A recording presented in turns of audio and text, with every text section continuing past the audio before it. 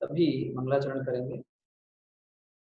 नमो अरिहंताणं नमो सिद्धाणं नमो आयर्याणं नमो वज्रायाणं लोये सवसाहुणं मोक्षमार्गस्य नेतारं तारं कर्मभूभृताम् ज्ञातारं विश्वतत्त्वानां वन्दे तद्गुणलब्धये। यह मोक्ष मार्ग प्रकार मोक्ष शास्त्र तत्वार्थ सूत्र नाम का महान ग्रंथ है, जिसके पहले अध्याय के ऊपर हमारी चर्चा पूर्ण हो चुकी है और आज से हम इस ग्रंथ के दूसरे अध्याय के ऊपर चर्चा प्रारंभ कर रहे हैं। पहले अध्याय में जहां मोक्ष मार्ग का स्वरूप बताकर उस मोक्ष मार्ग जो कि सम्यक दर्शन, ज्ञान और चारित्र की एकता रूप है, तो उनको प्राप्ति का उपाय बताया कि जीवादि तत्वों को श्रद्धान करना, उन्हें जानना, और जीव तत्व आदि को कैसे जाना जाए कि प्रमाण और नय से, और उन प्रमाण और नयों की चर्चा की। अब इस अध्याय से उस सबसे प्रथम जिस जीव तत्व की बात की गई है, जीव तत्वार्थ की बात की गई है, उस जीव तत्व के बारे में चर्चा करना प्रारंभ करेंगे और चौथे अध्याय तक की चर्चा जीव के बारे में चलती रहेगी। इस अध्याय का जो प्रारंभिक सूत्र है, वह सूत्र में ही बहुत ही महत्वपूर्ण चर्चा आचार्य देव ने की और उन्होंने जीव के भावों की चर्चा की कि इस जीव के भाव कौन कौन से होते हैं। यद्यपि कुछ भावों से तो हम परिचित हुए है ना, ज्ञान, दर्शन, चरित्र आदि, और क्या भाव, कैसे भाव इस जीव को होते हैं, इस विषय में आचार्य देव इस अध्याय में चर्चा करेंगे। साथ ही उसी जीव के विषय में अन्य भी वर्णन इस अध्याय में सुनने, पढ़ने और जानने को मिलेगा, क्योंकि जीव की बात हो रही है और मैं स्वयं भी जीव हूं, इसलिए मेरी चर्चा और मेरी बात इस अध्याय में आ रही है। वैसे तो संपूर्ण शास्त्र में स्व के उद्देश्य से ही कथन किया गया है, तथापि विस्तार से स्व यानी कि जीव मैं क्या हूं, इसकी बात हम इस अध्याय में पढ़ेंगे। तो हम आइए हम चलते हैं पहले सूत्र की तरफ, दूसरे अध्याय के। इसमें 5 भावों की चर्चा की गई है।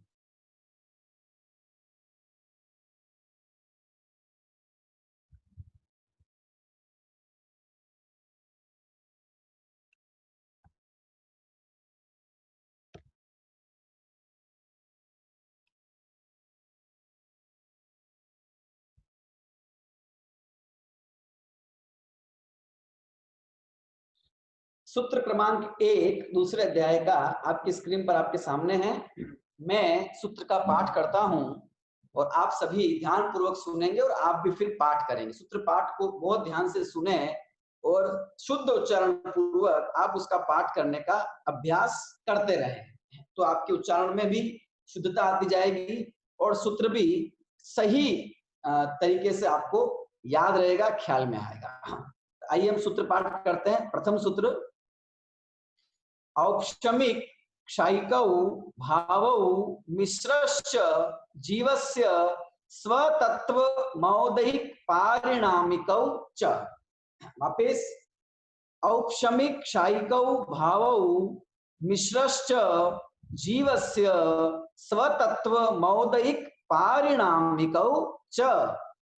औपशमिक क्षयिकौ भावौ मिश्रश्च जीवस्य स्वतत्व मौलिक पारिणामिकौ च। आप सभी भी इसका उच्चारण करेंगे। आइए हम इस सूत्र का सूत्र विच्छेद करते हैं। इस सूत्र में जीव के 5 भावों की चर्चा की गई है। हाँ, तो वे 5 भाव जब हम सूत्र विच्छेद करेंगे तो वे निकल के आएंगे हमारे सामने। देखिए, सबसे पहले औपशमिक, औपशमिक डैश क्षयिकौ, क्षयिकौ भावौ मिश्रः प्लस च, मिश्रः प्लस च जीवस्य स्वतत्वं स्वतत्वम डैश औदैक डैश पारिणामिकौ च। ठीक है, वापस करता हूं एक बार, सुनिएगा ध्यान से।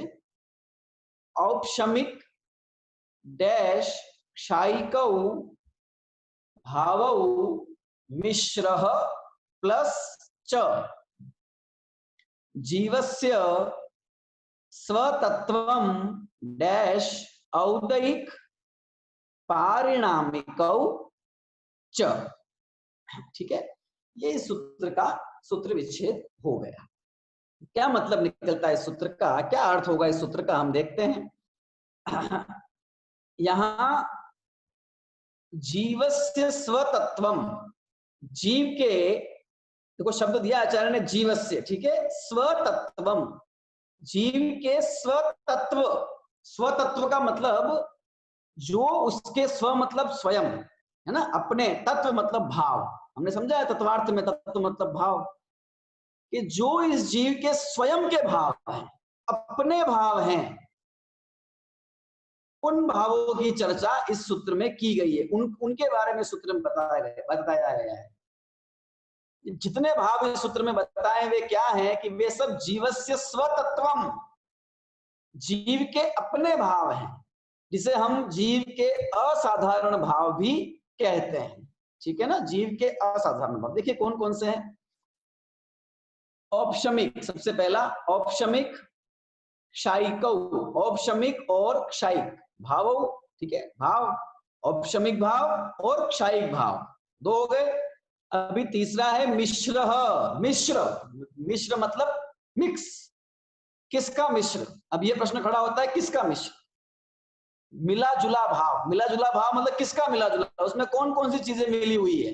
तो अभी जिन दो भावों की बात की ना पहले, औपशमिक और क्षायिक, इनका जो मिश्र अवस्था है, इन दोनों की मिश्र अवस्था, औपशमिक की और क्षायिक की, ठीक है, ये तीसरा भाव है जिसे मिश्र भाव कहा जाता है। तो हम इन दोनों भावों के नामों को मिला देंगे तो भी इस भाव का नाम बन जाएगा। तो मिला मिला देते हैं, क्षय प्लस उपशम, क्षयोपशम, क्या बन जाएगा नाम, क्षयोपशम। तो क्षयोपशमिक, ठीक है, औपशमिक क्षायिक, मिश्र का मतलब हुआ क्षयोपशमिक। ठीक है, जीव से स्वतत्व समझ लिया हमने कि जीव के स्वतत्व हैं। ठीक है, हाँ, तीन भाव हो गए। औदैक लिखा हुआ है ना, मौदैक में से औदैक निकालना है, औदैक, और अंत में लिखा हुआ है और पारिणामिक, ये पांच भाव, पांच तत्व। ठीक है, तत्व का मतलब भाव ही है ना।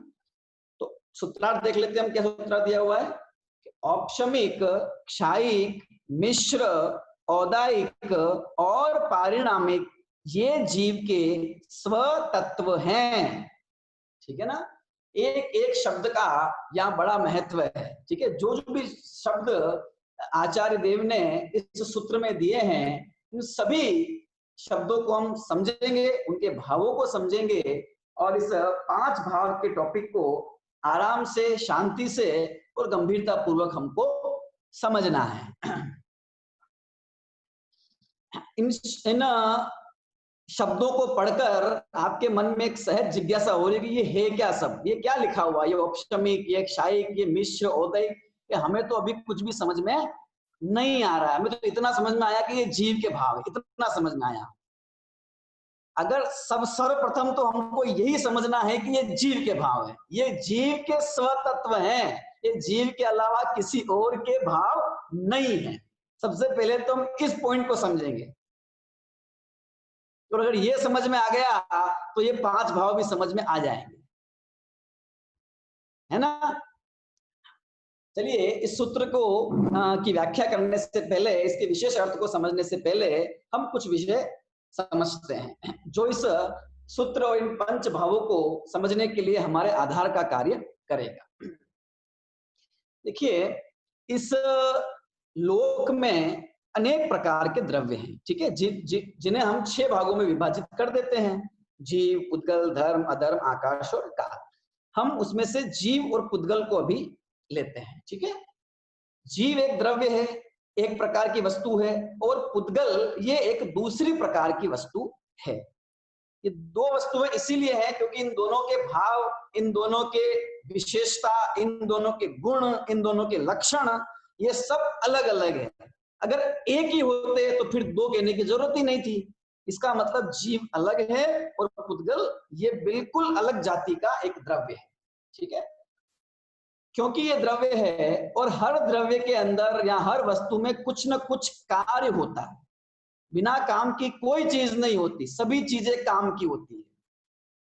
हम जो ये कहते हैं कि ये कुछ काम का नहीं है, वो भी काम का है, क्योंकि हर द्रव्य के अंदर हर समय अपना काम होता रहता है, अपना कार्य होता रहता है। हर वस्तु में अपनी अपनी कार्य क्षमता है और उस कार्य क्षमता से वो अपना कार्य करता रहता है। उस कार्य को ही हम पर्याय कहते हैं, उसी कार्य को पर्याय कहा जाता है। उसे हम भाव भी कह सकते हैं, है ना, भाव। ठीक है, भाव मतलब क्या है ना, भाव मतलब होना।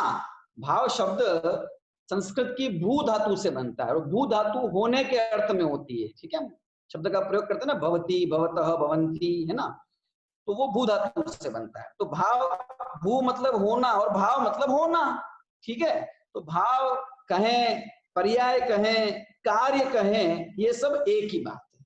ये भाव किस किस में होते हैं कि ये भाव 6 ही द्रव्य में होते रहते हैं। जीव में भी भाव होते हैं और पुद्गल में भी भाव होते हैं। ठीक है ना। अब यहाँ जो चर्चा की है वो जीव के स्वभावों की है। स्व तत्व लिखा ना, तत्व, भाव, अपने भावों की। अपने भाव के मतलब कि वे भाव कि जो सिर्फ जीव में पाए जाते हैं, इसलिए इन्हें असाधारण भाव कहा जाता है। असाधारण, जो कॉमन नहीं है, स्पेशल है, वो स्पेशल जीव में। ये औपशमिक क्षयिकादि भाव सिर्फ जीव में ही होते हैं, ये जीव के अलावा और किसी द्रव्य में नहीं पाए जाते, यानी कि मुझ में ही होते हैं, मेरे भाव है, ये मेरी बात। ठीक है ना, क्योंकि यहाँ पे जीव तत्व का वर्णन चल रहा है, सबसे पहले जीव को लिया है ना, इसलिए उसका वर्णन चल रहा है अभी।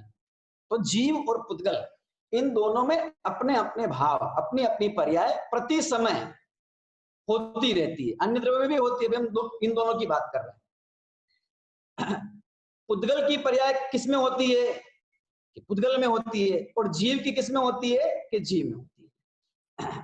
जैसे जीव में, पुद्गल में अनेक प्रकार के काम होते हैं, अनेक प्रकार की पर्याय होती है, अनेक प्रकार की स्थितियां, अनेक प्रकार का परिणमन वो हमें पुद्गल में होते हुए नजर आता है। और पुद्गल भी अनेक अलग अलग प्रकार के हैं। ठीक है ना। उसी प्रकार से इस जीव में भी अनेक प्रकार के भाव होते हैं, है ना, अनेक प्रकार के। जानना ये एक भाव हो गया, देखना, सुख और दुख का अनुभव करना, श्रद्धा करना, रमणता करना, ठीक है, आदि अनेक प्रकार के भाव इस जीव में, क्योंकि हर द्रव्य में अनंत गुण है, तो अनंत गुण है तो उनके अनंत भाव हो गए, है ना। तो ऐसे अनेक भाव इस जीव के अंदर पाए जाते हैं। उन अनेक और अनंत भावों को बताने के लिए उन्हें 5 भाव, 5 प्रकार के भाव हैं, ये उन्हें 5 भागों में डिवाइड कर दिया गया है। ठीक है ना, जिन्हें औपशमिक, क्षयिक, मिश्र, औदिक, पारिणामिक ये सब कहा जाता है। ठीक है, अभी भाव का और भी कुछ विशेष अर्थ है, वो हम समझेंगे जब हम पारिणामिक की चर्चा करेंगे उस समय। अभी आप सामान्य रूप से ये समझेंगे कि अनेक प्रकार के भाव होते हैं और उन्हें इन 5 भागों में डिवाइड कर दिया गया है। मुख्य रूप से आगे के 4, पीछे का जो पारिणामिक है वो द्रव्य रूप है ना। अभी मैं स्पष्ट कर, जिससे आपको ये भ्रम नहीं हो कि पर्याय है। जैसे जीव में भाव होते हैं वैसे पुद्गल में भी होते हैं, और पुद्गल भी अनेक प्रकार के होते हैं। जैसे, ठीक है, तो किस किस प्रकार के होते हैं? कुछ पुद्गल ऐसे होते हैं कि जिन्हें हम खा सकते हैं, जैसे कि भोजन, रोटी, सब्जी, ये सब पुद्गल ही है। कुछ पुद्गल ऐसे हैं जिन्हें खा नहीं सकते हैं, है ना, लेकिन उनके कार्य अलग है, जैसे कि ईंट, पत्थर, है ना, सीमेंट, ये सब, ये भी पुद्गल है। कुछ पुद्गल ऐसे हैं जो हवा रूप में है, कुछ पुद्गल ऐसे हैं जो पानी के रूप में है। कि अलग अलग प्रकार के पुद्गल, उनके अलग अलग अपनी अपनी शक्तियां हैं। उसी रूप से उन्हीं में एक पुद्गल इस प्रकार के भी है कि जिनसे हमारा शरीर बना हुआ है, ये भी पुद्गल है, लेकिन ये पुद्गल अलग है। ठीक है ना, जिससे ये घर बना हुआ है, जिससे मोबाइल बना हुआ है, ये पुद्गल अलग प्रकार का है। जिससे हमारा शरीर बना हुआ है, ये अलग टाइप का पुद्गल है। और एक पुद्गल में ही एक प्रकार के पुद्गल वो भी होते हैं कि जिनसे कर्म बनते हैं। ठीक है ना, जिसे हम कर्म कहते हैं, द्रव्य कर्म। ठीक है, ज्ञानावर्णी, दर्शनावर्णी आदि कर्मों के नाम हमने कहीं ना कहीं कभी ना कभी जरूर सुने हैं, पढ़े हैं। वे कर्म भी पुद्गल से ही बने होते हैं, लेकिन वह एक अलग टाइप का पुद्गल है। जैसे कि बाहर में अलग अलग टाइप के सारे पुद्गल होते हैं, और हमने जाना कि हर पुद्गल में अपना अपना कार्य होता है, ठीक है। और हर हर एक पुद्गल की, स्कंद की अपनी अपनी शक्ति है, ठीक है ना। और वो अपनी शक्ति के अनुरूप कार्य करता है, ठीक है। उसे ही उसका फल कहा कह दीजिए, उसे उसका रस कह दीजिए, उसे उसके काम करने की शक्ति कह सकते हैं। और उससे वो काम हमें होता हुआ नजर में आता है, अनुभव में आता है, ठीक है ना। जैसे कि हमें भूख लगती है, ठीक है। अब इस भूख को मिटाने के लिए क्या करते हैं हम, कि रोटी सब्जी ये सब खाते हैं, ये सब पुद्गल की ही एक पुद्गल ही है सारे। लेकिन भूख मिटाने के लिए हम रोटी सब्जी खाते हैं, ईंट कंकर पत्थर नहीं खाते, ठीक है। क्यों? क्योंकि हमारी भूख को मिटाने का जो काम है वो वैसी शक्ति उन पुद्गलों में ही पाई जाती है, आहार वाले पुद्गलों में, ठीक है ना, भोजन इत्यादि में, रस फल इन सब में। तो ये उनकी एक विशिष्ट प्रकार की शक्ति है कि वे पोषण करने में, किसी के शरीर का पोषण करने में निमित्त भूत होते हैं, ठीक है। अभी घर बनाना है, मकान बनाना है, तो क्या करो कि ईंट पत्थर सीमेंट लेके आओ, इनसे बनाओ। क्यों? ये भी पुद्गल है, रोटी सब्जी भी पुद्गल है। तो एक काम करो, चलो सब्जी हलवा पूड़ी ये ले आओ, इनसे मकान बना देते हैं। कि बन सकता है कि नहीं बन सकता है? क्यों? उनमें उस प्रकार की शक्ति का अभाव है, यद्यपि वे पुद्गल है, तो उनकी अपनी शक्ति है, ठीक है। इसी प्रकार से कर्म जो पुद्गल हैं, उन कर्म पुद्गलों की भी अपना एक कार्य है, उनकी भी एक शक्ति है। और वो शक्ति है अनेक प्रकार से फल देना, अनेक प्रकार से उदय में आना, और जीव के सुख दुख में निमित्त भूत होना। सुख दुख ज्ञान अज्ञान, ठीक है, सम्यक्त्व आदि आदि जो भाव होते हैं, जीव के भावों में निमित्त होना, ये उन कर्म पुद्गलों की अपनी एक शक्ति है, ठीक है ना। क्योंकि हमने समझा सबसे पहले कि पुद्गल के भाव पुद्गल में होते हैं, जीव के भाव जीव में होते हैं। इसका मतलब हम ये भी कह सकते हैं कि जीव के भाव जीव में होते हैं और कर्म के भाव कर्म में होते हैं। कर्म भी पुद्गल है, और ये दो सेपरेट द्रव्य हैं। जीव एक अलग द्रव्य है, कर्म एक अलग द्रव्य है। क्योंकि ये दोनों अलग अलग द्रव्य हैं, इसलिए एक दूसरे का काम करने में बिल्कुल भी सक्षम नहीं है। क्योंकि कोई द्रव्य किसी दूसरे द्रव्य का काम नहीं करता, क्योंकि कार्य मतलब पर्याय है, और उस द्रव्य की पर्याय तो अपने आप हो ही रही है ना हर समय। जीव की पर्याय जीव में हो ही रही है प्रति समय, और पुद्गल की पर्याय प्रति समय पुद्गल में हो ही रही है। जब हो ही रही है तो फिर दूसरे की क्या जरूरत है? नहीं हो और कोई दूसरा आके करे तब तो ये बात है। लेकिन प्रत्येक द्रव्य का परिणमन हो रहा है कि नहीं हो रहा हर समय? जब प्रत्येक द्रव्य का परिणमन हर समय हो रहा है, तो फिर कोई द्रव्य किसी दूसरे को परिणमित कराता है। ये कथन कैसा है कि ये कथन अत्यंत ही औपचारिक है, बस समझने समझाने के लिए कहीं कहीं निमित्त की अपेक्षा से कहा जाता है, ठीक है ना। तो जीव के अंदर कोई कार्य न हो और कर्म आके वो काम करे, तब तो हम ये बोले कि कर्म ने किया। या कर्म में कुछ हो नहीं रहा है और जीव आकर करे, तब तो हम ये कहें कि जीव ने किया। लेकिन कर्म क्योंकि पुद्गल है और द्रव्य के समय द्रव्य वही है जो गुण और पर्यायों से युक्त हो। जिसमें पर्याय नहीं हो वो द्रव्य हो सकता है? नहीं हो सकता ना, क्योंकि वो स्वभाव है उसका। जब वो उसका स्वभाव है तो फिर वो अपने आप से हो रहा है। जीव ने कर्म में कुछ नहीं किया और कर्म ने जीव में कुछ नहीं किया, ठीक है। ये एक वस्तु व्यवस्था है, इस लोक की व्यवस्था है। ये किसी के चाहने से रुक गया है, किसी के बोलने से हो गया है, ऐसा नहीं है। ये ऐसी वस्तु व्यवस्था और ऐसी सर्वज्ञ परमात्मा ने बताई कि प्रत्येक द्रव्य का परिणमन स्वतंत्र है, उसको अपना परिणमन करने के लिए किसी दूसरे द्रव्य की जरूरत नहीं है। इसका मतलब ये हुआ कि कर्म को कुछ करने के लिए जीव की जरूरत नहीं, और जीव को कुछ करने के लिए कर्म की जरूरत नहीं है। तो हम ये भी कह सकते हैं कि कर्मों की वजह से जीव में कुछ नहीं होता और जीव की वजह से कर्म में कुछ नहीं होता। ये है मूल बात, है ना, जिसे हम निश्चय की बात कह सकते हैं। हर द्रव्य का कर्ता वो स्वयं है, ये है निश्चय की बात। ये मूल बात है, ये हमको समझनी है, ठीक है। इसमें बहुत सारे प्रश्न खड़े हो सकते हैं, ठीक है ना। फिर ये जो इतने अलग अलग प्रकार के भाव होते हैं, दुख होता है, सुख होता है, आर्थिक रूप से सक्षमता होती है, किसी की नहीं होती, फिर ये सब क्यों होता है, आदि अनेक प्रश्न खड़े होंगे, ठीक है। तो इन सब का उत्तर देने के लिए ही आचार्यों ने कर्मों की चर्चा की है। यद्यपि जीव अपने आप में स्वतंत्र है और पुद्गल यानी कि वे कर्म भी वे अपने आप में स्वतंत्र हैं, तभी इन दोनों के बीच में अनादिकाल से ही निमित्त नैमित्तिक संबंध है, ठीक है ना। जब जीव में जैसा परिणाम भाव होता है, उस समय कर्म की स्थितियां भी उस प्रकार की बनती है। जिस समय कर्म में स्थितियां अपना कार्य होता है, तो जीव में भी उस समय उस प्रकार की स्थितियां बनती है। यद्यपि ये दोनों स्थितियां, दोनों भाव जीव और पुद्गल के एक समय होते हैं, फिर भी दोनों एक दूसरे के अगर एक दूसरे के कर्ता हैं, एक दूसरे के स्वामी हैं, तो वो एक ही है, इसका मतलब वो एक ही हो गए। तो फिर जीव और पुद्गल, ये दो बात कहने की जरूरत ही नहीं है, लेकिन ये दो अलग अलग है, क्योंकि इन दोनों के द्रव्य गुण पर्याय सारे अलग है। सबसे पहले हमें ये बात समझेंगे तो ये सूत्र समझ में आएगा। ये सूत्र का सार है ये इसका। दूसरी बात, अगर कर्म ही जीव में कुछ करते होते, ठीक है ना, तो ये जीव कभी भी अपने आत्मा का पुरुषार्थ करके, कभी भी धर्म करके और सर्व दुखों से मुक्त नहीं हो सकता था, क्योंकि कर्म तो हमेशा से ही है। अब वो तो है, अब क्या करना है बताओ, कैसे क्या करें, है और वे दुख दे रहे हैं, और वे तो पुद्गल हैं, जड़ हैं, वे जानते भी नहीं है कि किसको सुखी करना है, किसको दुखी करना है, वो तो मिलता रहेगा हमें दुख। दूसरी बात, सुख और दुख ये किसी पुद्गल में नहीं होते, ये तो जीव में होने वाली अवस्था है, भाव है, ये कोई किसी चेतन में ही हो सकते हैं। तो चेतन में हो सकते हैं, तो फिर इसका कर्ता जड़ कैसे हो सकता है, जिसमें खुद ही ये भाव नहीं होते। कर्म में होते क्या सुख दुख, कर्म में तो होते ही नहीं है सुख दुख। जानना देखना कर्म में होता है कि होता ही नहीं है। जब उसमें खुद में नहीं होता है, तो वो दूसरों में कैसे करवा सकता है। हम विचार करें गहराई से इस बात के ऊपर, तो हमें सारे उत्तर मिलते जाएंगे।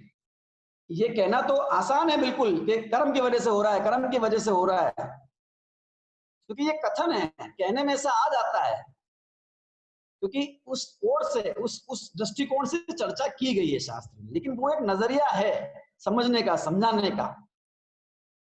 दूसरी बात, अगर कर्म की वजह से ही जीव के सुख दुख होते हैं, तो फिर तो वो जो सिद्ध भगवान है, उनका तो एक भी कर्म नहीं है वहां पर, फिर भी उनको सुख दुख, फिर भी उनको सारे भाव होते हैं, परिणाम होते हैं।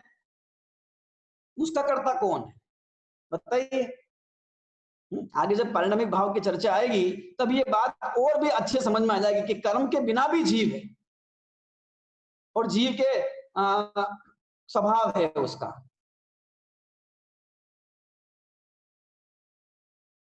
ये होने वाले जीव के अनेक होने वाले भाव, अगर ये कर्म कराता है, तो इस जीव को पैदा करने वाला भी कर्म हुआ ना। फिर इसकी उत्पत्ति का निमित्त भी, इसकी उत्पत्ति भी कर्म से हुई। ये अनादिकाल से है जीव, और कर्म भी अनादिकाल से। बताओ किसने किसको पैदा किया।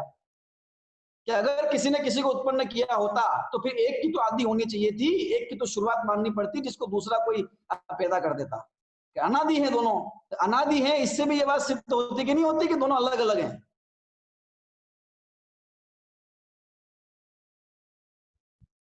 इसी जिस प्रकार से कर्म जीव में कुछ नहीं करता, कर्म जीव में करता हो, तो फिर धर्म, कर्म, तप, तपस्या, मुंडराजों की तपस्या है, ध्यान, ये सारा व्यर्थ नहीं हो जाता। फिर क्या काम का है सब, क्या मतलब है इस सब का। कर्म जब होगा तभी होगा काम, कर्म नहीं करेगा तो क्या होगा।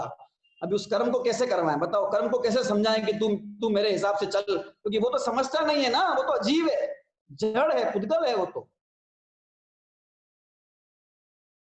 क्या करे, कैसे व्यवस्था बनेगी, कैसे धर्म होगा जीवन में, अगर कर्म को ही सब कुछ मानते रहेंगे, और हम यही मानते रहेंगे कि अगर कर्म में कुछ होगा तो मेरे में होगा।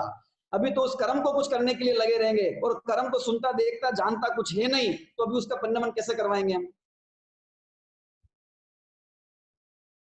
तो फिर क्या करें कि कुछ नहीं, जैसे कर्म जीव में कुछ नहीं करता, वैसे जीव भी कर्म में कुछ नहीं करता, इसलिए कर्म में कुछ करने की जरूरत नहीं है। अरे देखने की जरूरत नहीं है, क्योंकि उसका काम हो रहा है हर समय, और हमारा भी हो रहा है हर समय।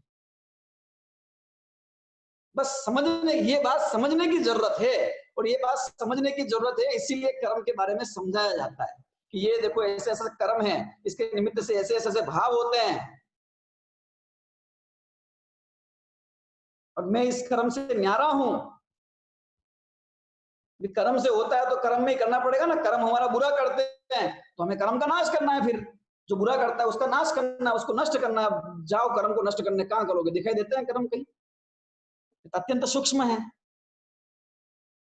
कहां नजर आते हैं? जब जो कोई जिसके बारे में जानते ही नहीं, देखते ही देखा ही नहीं, उसको कैसे क्या खत्म करेंगे हम? या नहीं तो फिर तपस्या करो, व्रत करो, उपवास करो, सारा जो जो भी बताया धर्म के नाम पे वो सारा काम करो कि उससे कर्म चले जाएंगे। तो ये तो फिर हमारे जीव का काम हो गया ना। फिर ये कर्म में काम करना कहां हुआ? ये तो जीव में काम करना हो गया। व्रत करना है ना, परिणामों की शुद्धि रखना, ये सारा काम किसका हुआ? ये तो जीव का हो गया। कर्म में कहां हुआ? फिर तो जीव ने जीव का काम किया, कर्म का कहां किया? ये तो हो गई ना दूसरी बात कि जब इस प्रकार का भाव धर्म का जीव में होता है तो उस समय कर्म की उस प्रकार की स्थितियां बन जाती है। ये करता नहीं है जीव, बस वो उस स्थिति का ज्ञान कराया है। जिस समय कर्म में अनेक प्रकार की स्थितियां होती है तो इस जीव में उस प्रकार के भावों की स्थिति बन जाती है। उसकी वजह से नहीं बनती, अपनी वजह से बनती, क्योंकि जीव कर्म का करता नहीं और कर्म जीव का करता नहीं। सबसे पहली बात हमें ये बड़े अच्छे से समझनी है, जो कुछ होता है, जो कुछ हो रहा है कर्म में या जीव में, वह सब अपने समय की योग्यता से, अपने आप और अपनी वजह से हो रहा है, किसी दूसरे की वजह से नहीं हो रहा है। अगर कर्म की वजह से ही हमारा भला हो सकता तो फिर ये धर्म पराधीन हो जाता, क्योंकि कर्म तो पर द्रव्य है। और कहा है ना कि पराधीन सपने हूं सुख नाई। अरे पराधीन तो असली में तो दूर, पर सपने में भी नहीं है सुख। और अभी कर्म तो पर द्रव्य है, अभी उसमें अपन मान रहे हैं कुछ करेंगे तो सुख हो जाएगा। सपने में भी नहीं होगा, आचार्य देव कहते हैं, सपने में भी नहीं होगा, असली में तो होगा ही नहीं। इसलिए कर्म में कुछ करना है क्या? कर्म को नष्ट करना है क्या? कह रहे नहीं नहीं, ये तो सब कहने की बात है। वास्तव में तो हमें अपने आत्मिक पुरुषार्थ द्वारा अपना सम्यक दर्शन ज्ञान चरित्र प्रकट करना है। उस समय अपने आप कर्म में होना है, जो हो जाएगा। किसी बच्चे को 10वीं पास होनी है तो वो 10वीं पास होने का पुरुषार्थ करे तो हो जाएगा 10वीं पास। मैं फेल नहीं हूं, मैं फेल नहीं हूं, ऐसा भी कोई पुरुषार्थ है क्या? कि मुझे 10वीं पास होना क्योंकि मुझे 10वीं फेल नहीं होनी है? ये तो विपरीत होगी बात कि तू तो पास होने का पुरुषार्थ कर, ये फेल नहीं होगा, वो होगा ही नहीं फेल। जब पास होने का पुरुषार्थ होगी, बात खत्म। कर्म में कुछ नहीं करना है, जीव में करना है। ठीक है, अब इस जीव में अनेक भाव है, इसी प्रकार से कर्म, तो कर्म की अलग अलग अवस्थाएं होती है। ठीक है, क्या होता है कर्मों में? कर्म में उदय होता है, कर्म का उदय आता है। ठीक है, उदय आता है मतलब कर्म के फल देना, उसका नाम है उदय। क्योंकि हमने कहा ना कर्म में फल देने की शक्ति है, उसके निमित्त से जीव का सुख दुख होता है। तो उद्भव, कर्म का जो उद्भव है मतलब उसका जो उदय है, उसकी जो फल देने की क्षमता है, फल देना है, उसको फल देने को ही उदय कहा जाता है। ठीक है, उसे बोलते हैं कर्म का उदय। और क्या होता है कि कर्म, हमने आश्रव और बंध में देखा था कि कर्म आते हैं और बंधते हैं, है ना, जीव के साथ में बंध होता है। फिर बंधे हुए कर्म क्या होते हैं कि जीव के शुद्ध परिणामों के निमित्त से क्या होते हैं? बंधे हुए कर्म जाते हैं धीरे धीरे, की निर्जरा होती है उनकी, अभी पूरी तरह से चले जाते हैं तो क्षय हो जाता है उनका, समझ लीजिए तो मोक्ष हो गया, है ना, समझा था ना इस प्रकार से। तो इसी प्रकार से उदय होता है। और क्या होता है कि उन कर्मों का उपशम भी होता है। क्या होता है उनका उपशम? उपशम का मतलब होता है दबना। उपशम मतलब दबना। किसका दबना? कर्म का। कर्म का दबना नहीं, दबना मतलब उस कर्म की जो, कर्म के उदय का दबना, मतलब उदय में नहीं आना है तो सही, पर उसका फल नहीं मिल रहा है, इस प्रकार की अवस्था, उसका नाम है उपशम। उपशम मतलब उपशांत हो जाना, कर्म का शांत हो जाना। शांत हो जाना मतलब है, पर वो अपनी ताकत नहीं दिखा पा रहा है, ताकत नहीं दिखा रहा है, ये समझ लीजिए। तो उसकी फलदान शक्ति का, उसके फल नहीं होना, कर्म का फल नहीं आना। ठीक है, इसका नाम है उपशम, दब जाना। ठीक है, अभी देखो क्षय, क्षय लिखा ना, क्षय। तो क्षय, उसमें क्या होता है कि क्षय, क्षय क्या होता है कि कर्म की जीव के साथ आत्यंतिक निवृत्ति हो जाना। यानी उस जीव के साथ जो कर्म बंधा हुआ था ना, एक क्षेत्र अवगा, है ना, वो कर्म का उस जीव के साथ में से पूरी तरह से क्षय हो जाना, नष्ट हो जाना, उसका हट जाना और दोबारा कभी उस प्रकार के कर्म का जीव से आके जुड़ना नहीं, इसका नाम है क्षय। ठीक है, ये हो गया उदय। हमने समझ लिया कि कर्म का फल देना वो उदय हो गया। उपशम समझा कि फल नहीं देना, कुछ समय के लिए शांत हो जाना, वो उपशम। अभी हट ही जाना, अलग ही हो जाना पूरा, दोबारा कभी आना ही नहीं, ठीक है ना, उसकी निवृत्ति हो जाना, नष्ट हो जाना, वो क्षय। अभी मिश्र को समझिए ध्यान से। मिश्र का मतलब क्या है कि उपशम और क्षय का मिश्र, ठीक है ना। ये नाम दिया गया है, ये नाम दिया गया है, नाम का कुछ मतलब है तो कुछ भाव में समझना पड़ेगा, ठीक है ना। देखो, मिश्र का मतलब उपशम और उदय, इन दोनों की मिश्रित अवस्था है। मिश्र क्षयोपशम, जिसे हम क्षयोपशम कहते हैं, ठीक है ना, जिसे हम क्षयोपशम कहते हैं। इसमें वो क्षय कहा गया है, क्षयोपशम में क्षय शब्द कहा गया है, उसका भी कुछ मतलब है, लेकिन हम उस टेक्निकल परिभाषा में नहीं जाएंगे जो कर्णाणी योग में दी गई है। हम इसके भाव को समझेंगे कि क्षयोपशम का मतलब क्या है।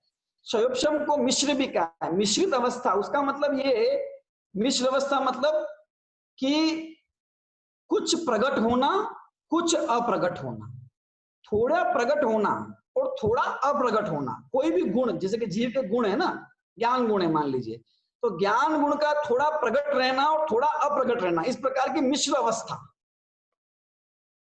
इसका नाम है क्षयोपशम। अभी और अन्य में भी क्षयोपशम होता है, कहाँ कहाँ होता है, क्या क्या होता है, किस किस कर्म में क्या क्या कौन कौन से भाव होते हैं, हम समझेंगे उस बात को सबको गहराई से। पर अभी सबसे पहले इन शब्दों को हमें समझना है।